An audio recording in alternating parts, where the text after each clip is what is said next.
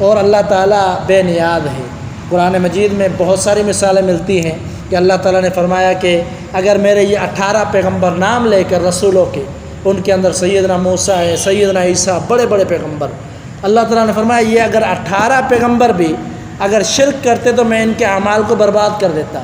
یعنی اللہ کو کسی کی پرواہ نہیں ہے، تو اللہ تعالیٰ کے سامنے کسی کا وسیلہ، یعنی اللہ تعالیٰ کسی کی محبت کے آگے مجبور نہیں ہے۔ نحمدہ ونصلی علی رسولہ الکریم، اما بعد فاعوذ باللہ من الشیطان الرجیم، بسم اللہ الرحمن الرحیم۔ ریاض الصالحین کا الحمدللہ آج 10واں درس ہے، اور آج کی جو حدیث ہے وہ بڑی معروف حدیث ہے، ہم سنتے رہتے ہیں، اور اس جمعے کو بھی ہم نے بیان کی تھی یہ حدیث سیدنا عبداللہ بن عمر رضی اللہ تعالیٰ عنہ سے مروی ہے، صحیح بخاری مسلم کی حدیث ہے۔ اس حدیث کے اندر اللہ کے رسول صلی اللہ علیہ وسلم نے 3 لوگوں کا واقعہ بیان کیا۔ مفہوماً میں بتاؤں گا، یہ واقعہ طویل واقعہ ہے، لیکن مفہوماً بتا دوں گا تاکہ بات ذہن نشین ہو جائے۔ رسول اللہ صلی اللہ علیہ وسلم نے فرمایا سابقہ دور کے اندر 3 لوگ تھے جو بڑے ہی پریشان ہوئے ایک جگہ پر۔ کیسے پریشان ہوئے؟ کیسے؟ وہ پھنس گئے ایک جگہ پر، ایک غار کے اندر، اور بڑا پتھر جو ہے غار کے سامنے آ گیا۔ اب ان کا نکلنا مشکل ہو گیا، کیسے وہ نکلیں؟ 3 بندے ہیں اور اتنا بڑا پتھر تھا کہ وہ خود ہٹا نہیں سکتے تھے۔ اب تینوں پریشان ہوئے، آپس میں مشورہ کیا۔ انہوں نے کہا کہ اب اپنے اعمال یاد کرو جو تمہارے نیک اعمال ہیں، اور ان کا وسیلہ دے کر اللہ سے دعا کرو کہ یہ نیک اعمال ہے، اللہ ہم نے آپ کے لیے کیے تھے تو ہمیں اس سے نجات دے دے۔ اب یہاں پر ایک تھوڑی سی مختصر بات وسیلے کے حوالے سے۔ وسیلے کا جو شریعت میں اجازت ہے وہ 2 طرح کے وسیلوں کی اجازت ہے۔ ایک یہ ہے کہ آپ کے نیک اعمال ہیں، اور وہ نیک اعمال آپ نے یاد کیے، دہرائے، اور اللہ تعالیٰ کے سامنے یہ گزارش رکھی کہ اللہ فلاں موقع پر میں نے یہ نیک اعمال کیے، اور اس کے بدلے میں مجھے یہ نیکی دے دے، کیونکہ یہ جو اعمال ہے انہی کے بدلے جنت بھی ملے گی، انہی کے بدلے اللہ تعالیٰ کی رضا بھی ملتی ہے، انہی کے بدلے بہت زیادہ اللہ تعالیٰ دنیا اور آخرت کی خوشیاں نصیب کرتا ہے۔ اس لیے اپنے یہ اعمال کو یاد کر کے بندہ جب اللہ تعالیٰ سے کچھ مانگتا ہے تو اللہ تعالیٰ اس کو دے دیتا ہے، کیونکہ اس سے یہ بھی پتہ چلتا ہے کہ اللہ میں تیری ہی عبادت کرنے والا ہوں، تجھے ہی راضی کرنے والا ہوں۔ اور دوسرا جو وسیلے کا طریقہ ہے وہ اللہ تعالیٰ نے قرآن مجید میں بیان فرمایا فَلِلَّهِ الْأَسْمَاءُ الْحُسْنَى فَادْعُوهُ بِهَا۔ اللہ تعالیٰ کے بڑے اچھے اچھے نام ہیں، ان کے ذریعے سے اللہ تعالیٰ کو پکارو۔ اب اللہ کے نام ہیں، اس کا مطلب ہے اللہ کو اللہ کا وسیلہ دیا جا رہا ہے۔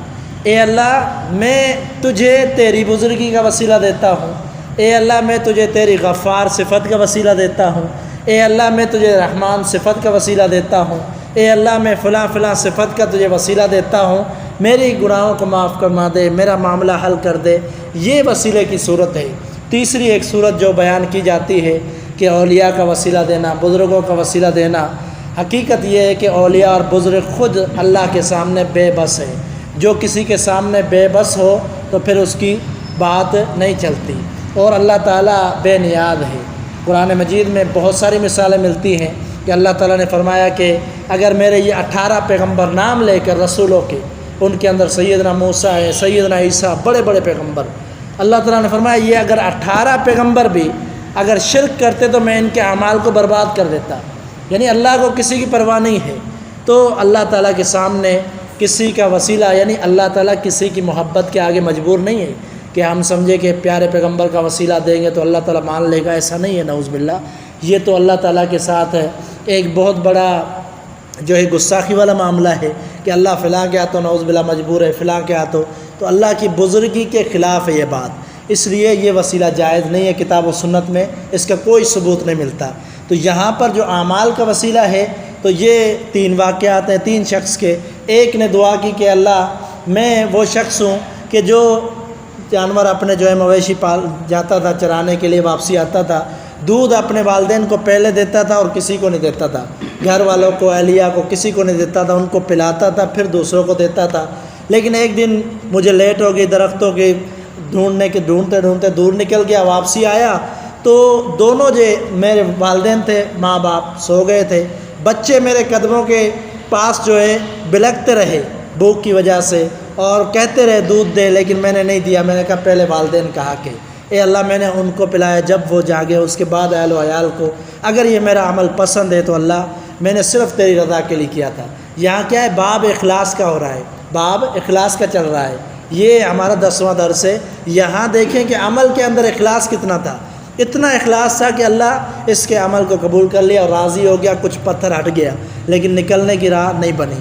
پھر دوسرے نے اپنی بات رکھی کہ اللہ میں وہ شخص ہوں کہ جو ایک عورت تھی جس کی وجہ سے میں بڑا مجبور تھا، مجھے بڑی پسند تھی وہ عورت اور میں اس سے خواہش کا اظہار کر چکا تھا لیکن وہ نہیں مانی۔ ایک دفعہ مجبور ہوئی، قحط سالی ہوئی، قحط سالی میں اس کو کچھ پیسے چاہیے تھے تو اس لیے وہ میرے پاس آئی۔ میں نے 120 دینار اس کو دیے، سونے کے سکے دیے اور میں نے جو ہے اپنی خواہش رکھی کیونکہ وہ مجبور تھی اور اس لیے اس نے قبول کیا۔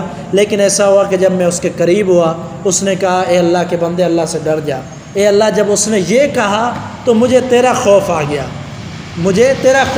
اس کی وجہ سے میں نے اس کو معاف کر دیا، میں نے اس کو چھوڑ دیا اور وہ دینار بھی میں نے اس کو معاف کر دیے۔ اللہ یہ تیری رضا کے لیے میں نے کیا تھا، اگر یہ میرا عمل تجھے پسند ہے اللہ ہمیں اس سے نجات دے دے۔ اللہ تعالیٰ نے اس پتھر کو تھوڑا اور ہٹا دیا لیکن ابھی نکلنے کی راہ باقی نہیں نکل سکتے۔ تیسرے نے پھر اپنی ایک اچھا عمل رکھا اور اس نے کہا کہ اللہ میرا یہ عمل ہے، میرے پاس مزدور کام کرتے تھے، ایک دن ایسا ہوا کہ یہ مزدور کام کرتے کرتے ایک مزدور بغیر اجرت لیے چلا گیا، بغیر اجرت لیے، لیکن میں نے کہا کہ اس کا حصہ ہے، میں نے اس کو اپنے کام میں لگا دیا اور اس کے لیے میں بڑھاتا رہا، اپنے کام میں لگایا۔ ایک دن ایسا ہوا کہ اس کے مال بن گئے، اس حدیث کے اندر الفاظ ہیں کہ اس کے اونٹ بھی بن گئے، گائیں بھی بن گئی، بکریاں بھی بن گئی اور اس کے غلام بھی بن گئے اس کی تھوڑی سی قیمت سے۔ ایک دن وہ مجبور ہو کے آیا، کہا کہ اللہ کے بندے میری جو رقم تھی مجھے دے دے۔ اس نے کہا کہ یہ سارا مال تیرا ہے، تو میں نے کہا مجھ سے مذاق نہ کرو، میں مجبور ہو کر آیا ہوں، مجھے دے دو اپنی اجرت۔ تو اس نے کہا کہ یہ آپ کا ہی ہے، میں نے آپ کی جو رقم تھی اسی سے یہ بڑھایا ہے۔ تو اللہ میں نے صرف امانت میں خیانت نہیں کی، تجھے راضی کرنے کے لیے یہ اخلاص کا معاملہ کیا، اللہ اگر تجھے قبول ہے تو ہمیں اس سے نجات دے دے۔ تو وہ سارا پتھر ہٹ گیا اور یہ تینوں نکل گئے، ان کو نجات مل گئی۔ یہاں سے اس واقعے سے معلوم ہوا کہ عمل کے اندر للہیت ہوگی، اخلاص ہوگا تو اللہ تعالیٰ وہ عمل قبول کرتا ہے اور پھر اللہ تعالیٰ اس عمل کی وجہ سے بڑے بڑے مصائب کو بھی حل کر دیتا ہے۔ یہ آج کل جو سیلاب وغیرہ ہے، ہم نے جمعے میں بتلایا تھا کہ ایک ہی یہ چیز ہے کہ اعمال صالحہ کرے، نیک عمل کرے، اس سے اللہ راضی ہوگا، اللہ کا غصہ ٹھنڈا ہوگا اور پھر ہمیں ان مصیبتوں سے نجات مل سکتی ہے۔ اللہ تعالیٰ ہمیں اخلاص کی دولت عطا فرمائے۔ وما توفیق الا باللہ۔